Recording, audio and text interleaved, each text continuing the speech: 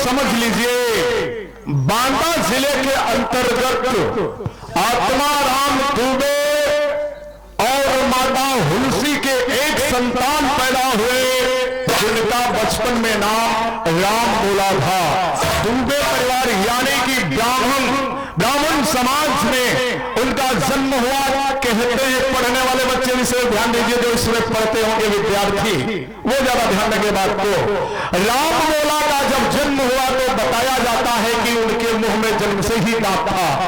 पैदा होने के बाद बच्चा रोता है, भाषा समझ में नहीं आते, लेकिन राम बोला इसलिए नाम पड़ा क्योंकि जन्म लेते ही उन्होंने कहा राम राम, इसलिए राम बोला नाम रख दिया उनका। और यही राम बोला आगे चल करके तुलसीदास बन रहे हैं। पर कैसे बन रहे हैं इस बात को देखिए। कानपुरी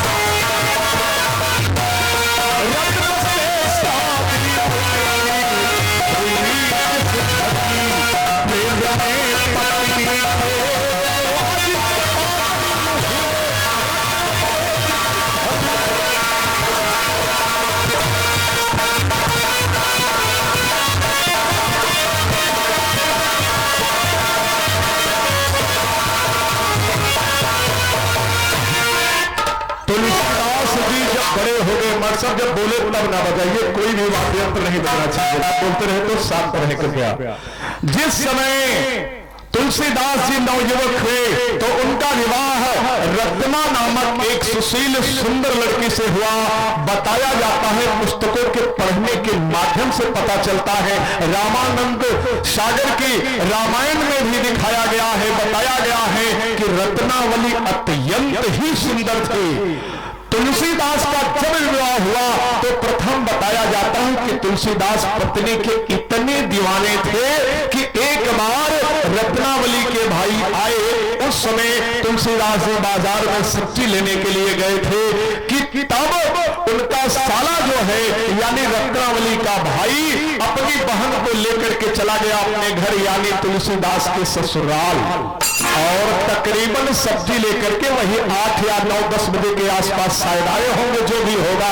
जब घर पर अपनी पत्नी को नहीं देखा, ध्यान दीजिएगा, तो तुलसीदास पत्नी के विरह में इतने पागल हो गए कि उन्होंने सब कुछ छोड़कर रात में ही रत्नावली के पास चल पड़े। रास्ते में पड़ती थी नदी यानी गंगा नदी, जिसको पार करना था। एक लाश बही जा रही थी, उसी लाश पर चढ़ करके पार हो गए। अतिशयोक्ति अलंकार का प्रयोग है, पढ़ने वाले विद्यार्थी ध्यान देंगे। यहाँ पर उसके बाद पहुंच जाते हैं घर पे, यानी दरवाजे पर। रात तो थी ही 12 बजे, जाते तो कैसे जाते? उन्हें रस्सी दिखाई पड़ी, उनकी नजर में रस्सी, दुनिया की नजर में सांप। तुलसीदास चढ़ गए ऊपर, और जब पहुंचे पत्नी को देखा तो पत्नी ने कहा, अरे आप यहाँ कहाँ चले आए? तुलसीदास महाराज बोले कि आपके बिना तो मेरा सुना संसार है। तो पत्नी क्या कह रही है, ध्यान दीजिएगा।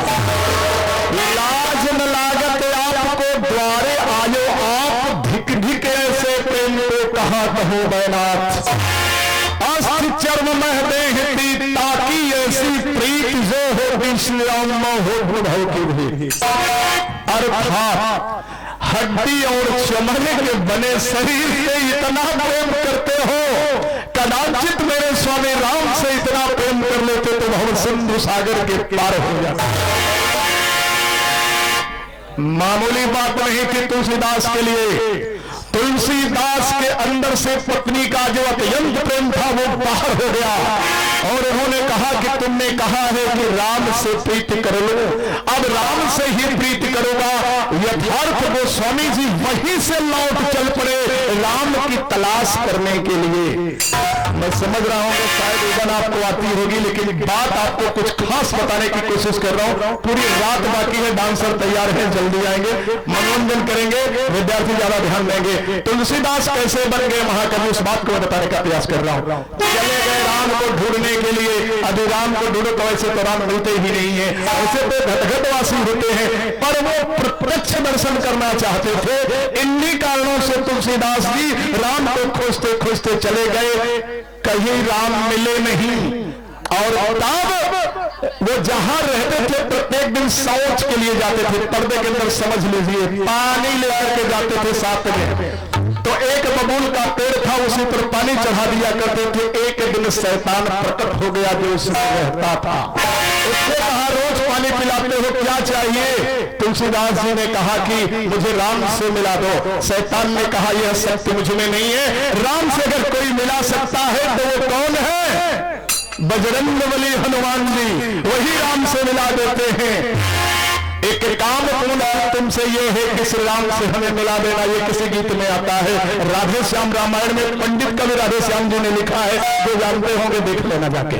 उसके बाद तब कहा कि मैं तो राम से नहीं मिला सकता, पर तरकीब बता दूंगा। रामायण होती है निरंतर थोड़ी दूर के मंदिर पर, वही हनुमान रोज पागल के रूप में आते हैं। गुरु जी लोग ध्यान दीजिएगा जरा, अगर गलती हो मत करिएगा।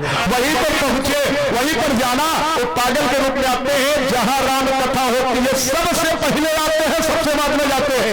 मैं यहाँ राम की कथा तो कह रहा हूं, यहाँ हनुमान जी किसी न किसी तरह से आ चुके हैं, और जब तक खत्म नहीं होगा तब तक वो जाएंगे नहीं, ऐसा आशीर्वाद है। तो तुलसीदास जी कहाँ गए? जहां रामायण हो रहा था, हनुमान जी एक पागल के रूप में वहीं थे, इधर उधर कर रहे थे। पागलों को तो समझते ही है। कथा खत्म हुई, चूंकि सबसे पहले वो आ गए थे, कथा खत्म हो गई, सारे प्रवचन वाले सारे भक्त चले गए, हनुमान जी वही है, अब जाएंगे सबसे बाद में। तुलसीदास समझ लिए कि ये नहीं है हनुमान जी, सीधे हनुमान जी के चरणों में जाके गिर गए कि प्रभु उद्धार करिए। पहले तो बहाना किया कि मेरे पास मत आओ मत आओ मत आओ, और कुछ लोगों को थोड़ा सा द्वेष भी हो गया कि एक ब्राह्मण होकर के इस पागल के चरणों पर गिर रहे हैं। लेकिन वो तो ये आप परम आदरणीय गुरु जी हमारे विमल मिश्रा जी, जिनके माध्यम से हम यहाँ आए हुए हैं, मोबाइल के माध्यम से प्रोग्राम देखा था। अभी बात हो रही थी तो गुरु जी ने कहा, मैं आपका प्रवचन भी सुना है मोबाइल पर। जी हाँ, मैं रामायण से संबंधित कहता हूँ, नारद मोह से लेकर के लौकुश कांड तक हमारी जो है कथा मोबाइल पर है। राजेश यादव राम कथा करेंगे टाइप आपको दिख जाएगा, मैं वो भी काम करता हूँ। तो उन्होंने देखा था, उनकी तरफ से 51 रुपए ये आशीर्वाद के रूप में मुझे प्रदान हुआ है। 51 नहीं 51,000 समझेंगे। आशीर्वाद बनाए रखिएगा। अब क्या था कि गोस्वामी तुलसीदास जी को हनुमान जी ने कहा कि पूछा क्या बात है? उन्होंने कहा मुझे राम से शॉर्टकट कर रहे, टाइम नहीं है कि विनोदन की मंच है। उसके बाद तब हनुमान जी ने कहा कि ठीक है मेरे साथ आ जाओ चलते गए मुख्य दृश्य पे एक जगह रामलीला हो रही थी। थी वहीं लेके चले गए। भेष बदल करके रामलीला हुई। उसके बाद सुबह हनुमान जी ने पूछा, रात को देखा? उन्होंने कहा कहाँ नहीं। अरे बोले जो राम लक्ष्मण बने हुए थे, नहीं वही तो है भगवान। तो लड़के बने हुए थे। हनुमान जी ने कहा नहीं, लड़के कोई बने हुए थे, उससे क्या हुआ? उनके अंदर भगवान राम जी प्रवेश किए हुए थे। यानी कि रामलीला देखिए तो राम लक्ष्मण को देखिए तो रमेश सुरेश दिनेश न समझिए उस समय ये समझिए कि यही श्री रामचंद्र जी है। आया उसमें हो जाती है, नहीं समझ में आया। फिर उसके बाद कहा चलिए फिर दोबारा। आखिर गए कहाँ गए? एक जंगल में गए। जंगल में चले गए तो देखा कि ये दो बच्चे जो है वो एक हिरण का पीछा कर रहे हैं। फिर हनुमान जी ने कहा कुछ देखा? वो जल हो गए। उन्होंने कहा बस दो बच्चे हिरण का पीछा कर रहे थे। उन्होंने कहा तुलसीदास नहीं समझ पा रहे, यही राम लक्ष्मण हिरण का पीछा कर रहे हैं। तो फिर उन्होंने कहा राम से कैसे दर्शन हो? तो हनुमान जी ने कहा ठीक है कोई बात नहीं है, राम में इतना रम जाओ, राम में इतना रम जाओ, राम में इतना रम जाओ कि राम तुम्हें रम जाए। भगवान भक्त के बस में रहते, ऐसा लिखा है। उसके बाद क्या हुआ? तो हनुमान जी ने जितनी बात हनुमान जी को बताई उतनी ही बात गोस्वामी जी ने रामचरितमानस में लिख दिया। 7 कांड में, प्रथम कांड बाल कांड, दूसरा अयोध्या कांड, तीसरा अरण्य कांड, चौथा किष्किंधा